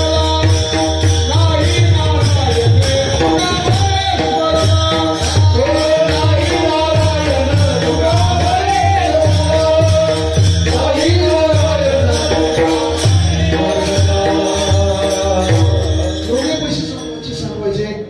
कधी स्वतःचा त्या पैशाचा उपभोग घ्यायचा नाही. अखंड नाम सप्ताह चालला तर पुढे दान धर्म करायचा नाही. देवीची यात्रा चालली तिथे दान धर्म करायचा नाही. पैसे साठवून ठेवायचं. साठवणी मरे धड. 300 वर्षापूर्वी तुकाराम महाराजांनी दिले. साठवून तो मरतो, ते धन तसंच राहतं. आणि मग पुढे काय, पोरांची भांडणं वाटणीवर, लावी पोरांची भांडण, तुझं का माझं. आज असं म्हणत नाही, माझ्या सहित प्रत्येकाच्या घरामध्ये ग्रहकल आहे. ग्रहकल प्रत्येकाच्या घरामध्ये थोडा कमी जास्त प्रमाणात आहे. पण तो कधी कधी हा पराकुटीला ज्या वेळेला जातो ना एखादा ग्रहकल, त्यावेळेला कुठेतरी त्याचा आत्मसन्मान निघून जातो. आणि मग त्याला असं वाटतं की अरे आपलं आयुष्य असंच जातं, तो काय करतो, कुठल्या थराला जातो सांगता येत नाही. म्हणून माणसानं जरूर धन कमवावं. मी म्हणत नाही पैसे कमवू नये, पण जोडोनिया धन उत्तम व्यवहारे उदास विचारे भेच करी. म्हणजे तुम्ही जरूर धन मिळवा. ही धनेश्वरा खऱ्या अर्थानं आपल्या आयुष्याचा नाश करते. आणि तिसरं महत्वाचं म्हणजे पहिल्यांदा सांगितलं लोकेशना, धनेशना आणि दानेशना.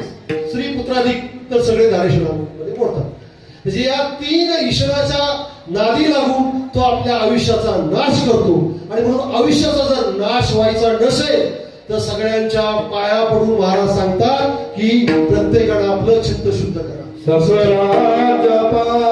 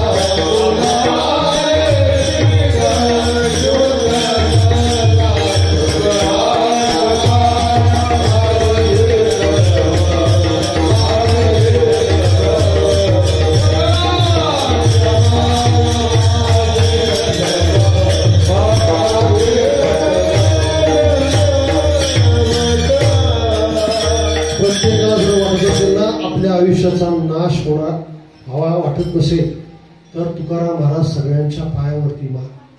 जगद्गुरु तुकाराम महाराज आहेत, प्रत्येकाच्या पायावर दंडवत घालून सांगतात आपुलाने चित्त शुद्ध करा. एक तर आपल्याकडे किती आयुष्य उरले सांगता येत नाही. अरे नामदेवांनी पहा, अरे म्हणा शोक करीशी किती हे तव वायाची संपत्ती, आयुष्य भविष्य नाही तुझे हाती, हे तव अंती जाय जणे.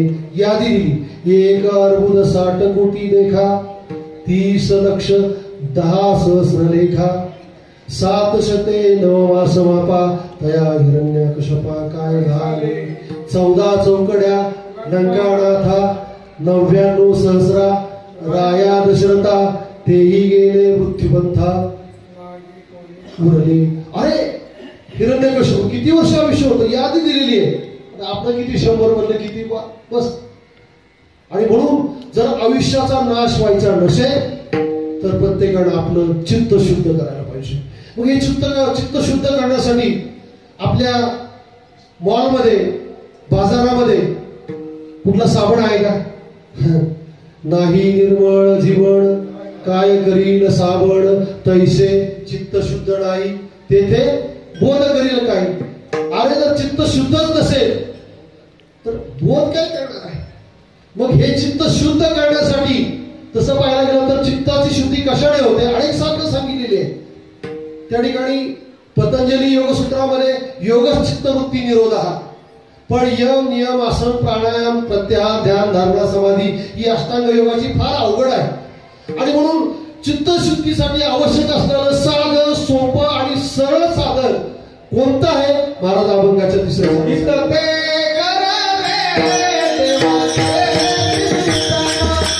Thank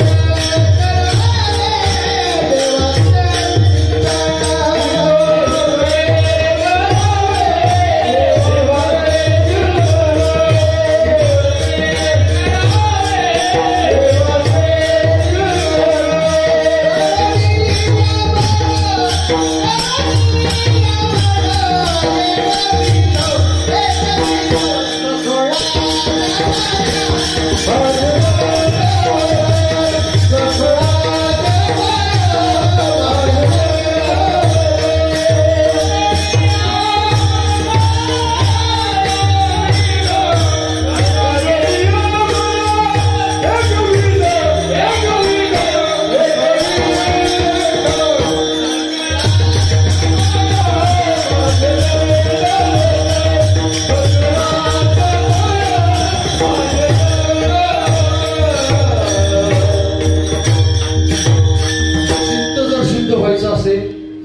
देवाचं चिंतन करा.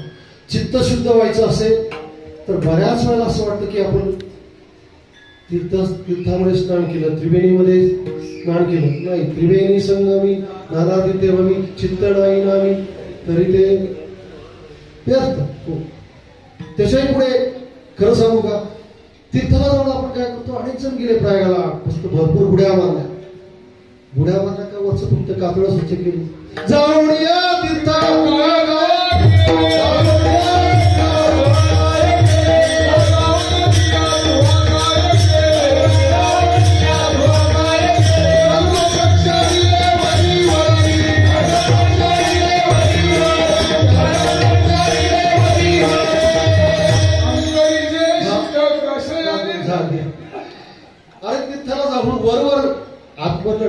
आतमधलं जर जायचं असेल तर मनापासून देवाचं चिंतन करा. रामकृष्ण हरी रामकृष्ण हरी रामकृष्ण हरी एवढं जरी म्हटलं, परवा गुरुवारी पांडुरंग महाराज काय सुंदर दृष्टांत दिला. एकदाच हरी म्हण, त्याला किती जण न्याय आले, ब्रह्मदेवापासून सगळ्यात पार त्याचे भोई झाले. परवा सोहळ्यामध्ये इतकं सुंदर देवाचे द्वारे अभंग घेतला होता, एकदाच हरी म्हटला, एकदाच. तसं आपल्याला बाकीची साधनं अवघड जरी असली, हित ते करावे देवाचे चिंतन, पण ते कसं करुणियामुळे एकविध, कारण मनाचा चंचल स्वभाव आहे. एकविध म्हणजे विध म्हणजे प्रकार, जसं नाना प्रकारे नानाविध तसं एकविध, एका प्रकारे देवाचं चिंतन करा. नक्कीच शेवटी तुकाराम महाराज म्हणाले की तुम्ही अशा प्रकारे जर साधना केली, देवाचं चिंतन एकविध म्हणून करून केलं आणि खऱ्या अर्थानं तुमचा नाश होईल. अशा प्रकारचा व्यापार करा.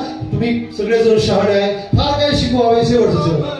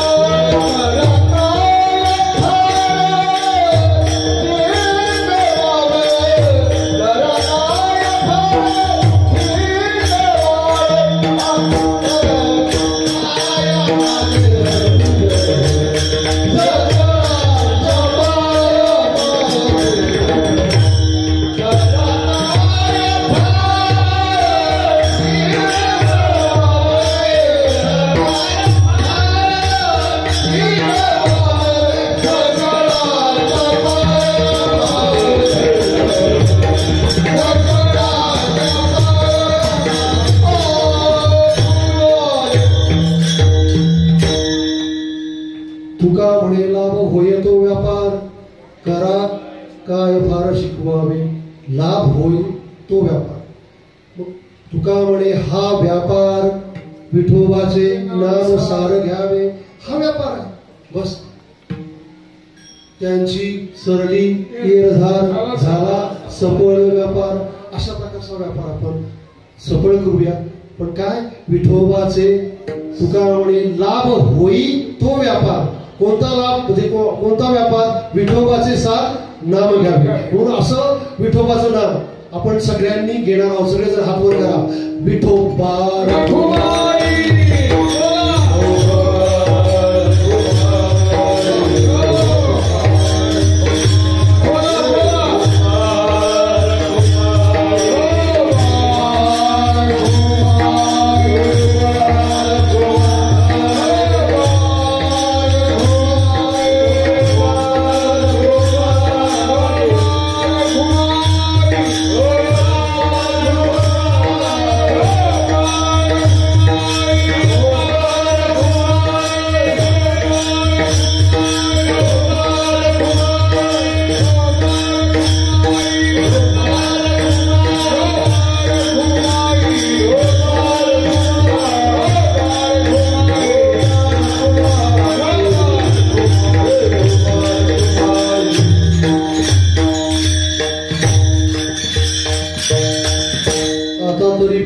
उपदेश नका करू नाशा विश्वाचा. सगळ्यांच्या पाया माझे दंडवत, आपुलाले चित्त शुद्ध करा. ज्ञानेश्वर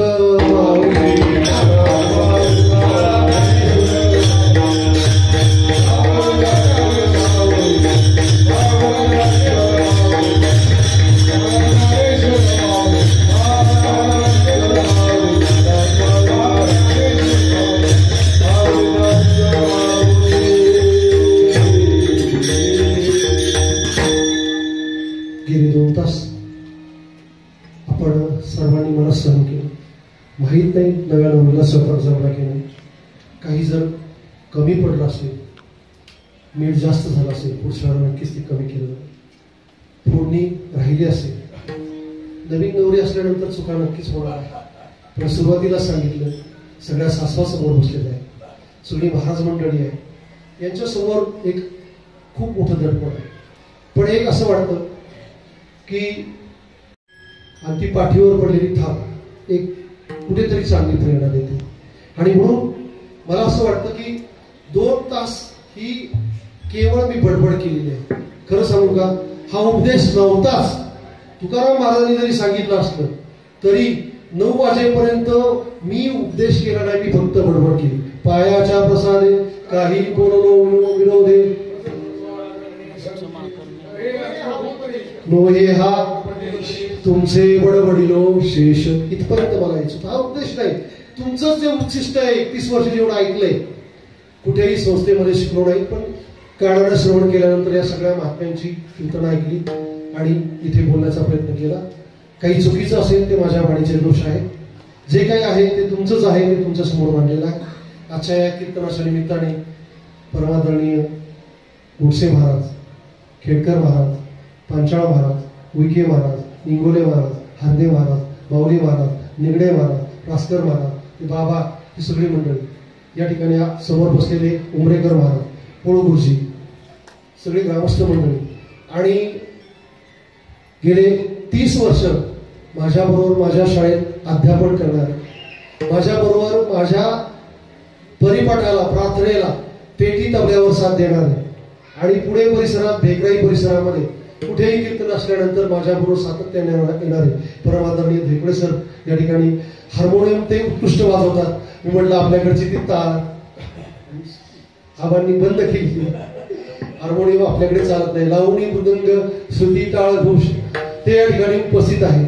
दुसरे माझ्या शेजारी राहणारे आणि माऊलींच्या सोहळ्यामध्ये वास्करांची दिंडी क्रमांक 1 माऊली पंढरपुरापासून निघाल्यानंतर आळंदीपर्यंत आणि पुन्हा पंढरपुरात जाईपर्यंत आषाढी वारीलाही आणि कार्तिक वारीलाही त्या रथाला म्हणजे वास्करांच्या दिंडीमध्ये विठोबाचा ज्यावेळेला रथ येतो त्या रथाची जी बैल असतात त्या बैलाला वैरण, पाणी, चारा घालण्याचं आणि त्या सगळ्याची व्यवस्था करणं, गेली 10 वर्ष जी सेवा करतात ते आमचे पाहुणेच आहेत. माऊली महाराज राजमाणे ते या ठिकाणी उपस्थित आहेत, त्यांनाही मी वंदन करतो. आधी करून समोर बसलेली सगळी महाराज मंडळी आहेत, सगळ्यांची नावं घेणं शक्य नाही. आपण मला सहन केलं, पुन्हा एकदा सगळ्यांच्या पायावरती या ठिकाणी दंडवत घालतो आणि या वाणीला पूर्ण विराम देतो. चाल हा हो, काय होतं कधी कधी जवळच नाव विसरून जातं. आज म्हणतात ना रिकाम्या जागा फार. गंभीर महाराजांचा मला दुपारी फोन आला आणि मला म्हणाले की सर गंधर्व महाविद्यालयाची परीक्षा आहे आणि त्या परीक्षेचं मी परीक्षक आहे. मग मी म्हटलं ती तुमची जबाबदारी, तुम्हाला कोणाला पाठवायचे. आणि खरं तर त्यांनी या सप्ताहाची सुरुवात ज्यांनी केली होती आदिबंधू आत्मरूप गणेशू किंवा वक्रतुंड महाकाय सूर्यकोटी, त्यांचं नावच गणेश आहे आणि अनेक वर्ष त्यांनी मृदुंगाची सेवा केली. टाके महाराज दिलगिरी व्यक्त करतो, पण आपला घरचाच माणूस आहे. आणि सुरुवातीला म्हणजे गंभीर महाराजांच्या अगोदर सुद्धा 8-10 वर्ष टाके महाराज आले. तिथनं त्यानंतर काही कारणास्तव गावाला गेल्यानंतर त्यांचं इथे येणं झालं नाही. पण आजही 8 दिवस माऊलींच्या सोहळ्यामध्ये टाके महाराज किंवा मोठमोठ्या सप्त्यामध्ये ही जर पाहिलेली ही मंडळी मोठमोठ्या सप्त्यामध्ये असतात. शंकर महाराज असतील, आबा असतील, सगळ्यांना माहिती. टीव्हीवर आपण पाहतो, युट्यूबला पाहतो, जिथे जिथे 10-20 हजारांचा समुदाय असतो त्या समुदायामध्ये ही मंडळी सेवा करतात. टाके महाराज माझ्या कीर्तनाला आले, मनापासून तुम्हाला धन्यवाद देतो. आणि मला असं वाटतं की या गावावर आपलं प्रेम आहे आणि हे प्रेम असंच कायमस्वरूपी राहू द्या अशी पांडुरंगाच्या चरणी मी प्रार्थना करतो आणि माझ्या वाणीला पूर्ण विराम देतो. जय